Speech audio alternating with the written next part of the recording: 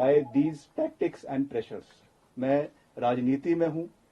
वीरभद्र सिंह जी की जो प्रिंसिपल्स है, 6 बार वो हिमाचल प्रदेश के मुख्यमंत्री रहे हैं, उन्होंने हमेशा जो है अपने टर्म्स एंड कंडीशंस पे, with due regard and respect of the high command, उन्होंने अपने टर्म्स एंड कंडीशंस पे राजनीति करी है।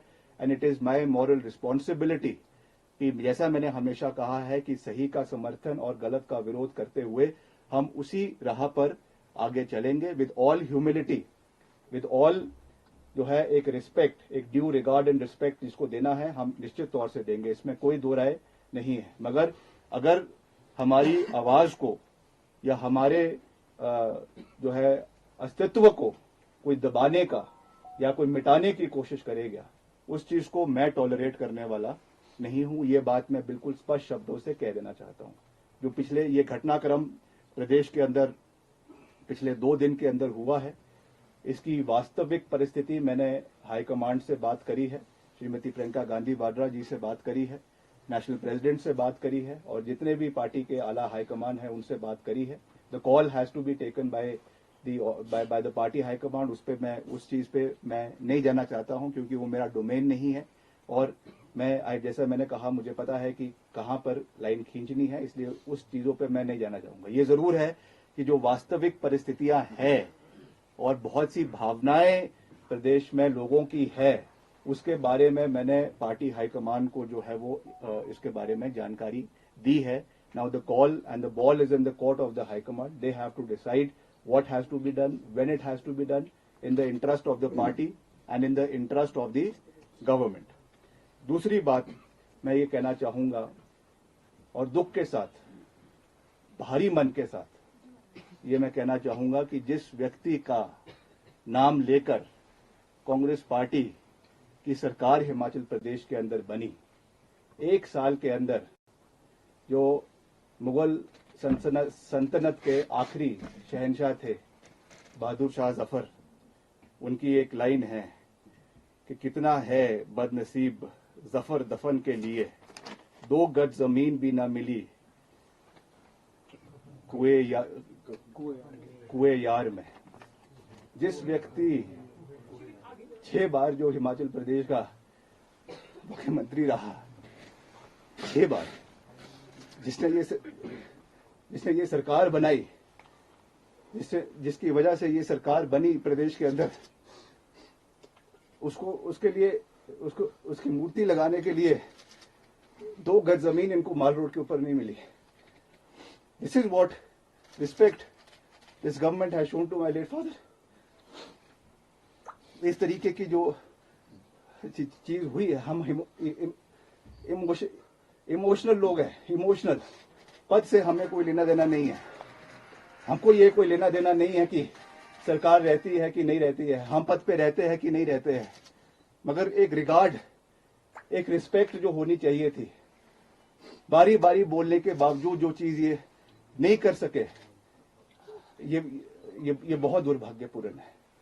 और निश्चित तौर से राजनीतिक रूप से नहीं मगर भावनात्मक रूप से मैं बहुत आहत हूं कि इस तरीके की चीज, किस चीज क्यों हुई, किस कारण से हुई, मैं नहीं जानता हूं। और पार्टी हाईकमांड को इसके बारे में कहने के बावजूद भी ये चीजें नहीं हो पाई, ये दुर्भाग्यपूर्ण है। इसके बारे में हाईकमांड को देखना चाहिए, इन चीजों को देखना चाहिए। जैसा मैंने कहा, हिमाचल के लोग बहुत भावुक हैं, इमोशनल है। हर चीज राजनीतिक पैमाने से नहीं तोली जा सकती है, हर चीज को जो है राजनीतिक दृष्टिकोण से नहीं देखना चाहिए। कुछ चीजें भावनात्मक होती है, कुछ चीजें राजनीति से ऊपर उठकर होती है। और इसमें एज अ सन मुझे इस चीज का बिल्कुल भी, इस चीज पे जो है वो अच्छा नहीं लगा और मैं आज इस चीज को जाहिर कर रहा हूं। और I am sure in the times to come, मुझे लगता है कि पार्टी इस चीज के बारे में जो है वो संज्ञान लेगी और इस चीज को आने वाले समय में जो है वो देखा जाएगा। आज मैं सिर्फ इतना कहना चाहता हूं कि हमने पार्टी का हमेशा हर जंक्चर पर साथ दिया है और पिछले कल भी बहुत स्पेकुलेशंस थी, बहुत तरीके के अफवाहों के बाजार गर्म थे, मगर हमने पार्टी का समर्थन किया है। पार्टी के हाईकमांड का जो आदेश था उसको हमने पूरा किया है। और जैसा मैंने कल कहा कि हाईकमांड का जो विश्वास हम में रहा है उसको हमने पूरा किया है और आने वाले समय में भी मैं ऐसा कोई कदम नहीं उठाऊंगा जो किसी को ह्यूमिलेट करे, प्रदेश की जनता को ह्यूमिलेट करे या जो है लक्ष्मण रेखा से बाहर निकल कर हो। मैं आज केवल इस प्रेस कॉन्फ्रेंस के माध्यम से ये कहना चाहता हूं कि वर्तमान परिस्थिति में मेरा इस सरकार में बने रहना ठीक नहीं है। इसलिए आज मैंने ये निर्णय लिया है that I am resigning from the council of ministers. मैं इस सरकार से एक मंत्री के रूप में इस्तीफा दे रहा हूं जो मैंने निर्णय लिया है। आने वाले समय में with due consultation with our people मैं सबसे बात करूंगा, जो हमारे चाहने वाले हैं, हमारे लोग हैं, हमारे समर्थक हैं, उनके साथ बात करके, उनके साथ चर्चा करके, उनके साथ विचार विमर्श करके आने वाले समय में फ्यूचर कोर्स ऑफ एक्शन को जो है वो डिसाइड किया जाएगा। उसके बारे में मैं अभी कुछ ज्यादा ना कहना चाहता हूं, ना कह सकता हूं, मगर आज मैं केवल इतना साझा कर रहा हूं विद ऑल ह्यूमिलिटी, विनम्रता पूर्वक तरीके से मैं ये कहना चाहता हूं कि मैं अपने पद से जो है वो अपना इस्तीफा मुख्यमंत्री जी को और राज्यपाल जी को जैसे भी जो भी प्रोसेस है उस तरीके से सौंप रहा हूं और आने वाले समय में जो परिस्थिति होगी उसके हिसाब से जो है वो कार्यवाही आने वाले समय की उसको किया जाएगा। और मैं फिर से प्रदेश की जनता का